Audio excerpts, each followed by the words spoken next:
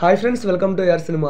ఈరోజు మన వీడియో ఏంటంటే మన నాగ చైతన్య అండ్ సాయి పల్లవి వీళ్ళిద్దరి కాంబినేషన్లో భారీ హైప్తో రిలీజ్ అయిన మూవీ తండేల్.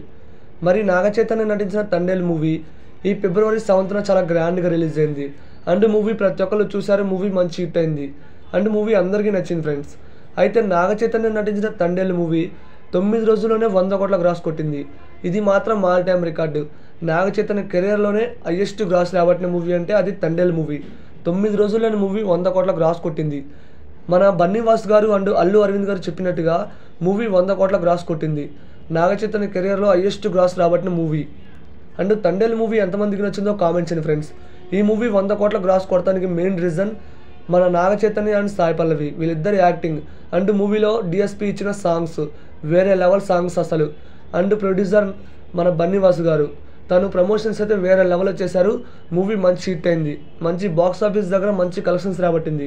సంక్రాంతికి వస్తున్న మూవీ తర్వాత మంచి హిట్ అయిన మూవీ అంటే అది తండేల్ మూవీ అని ఖచ్చితంగా చెప్తా ఫ్రెండ్స్.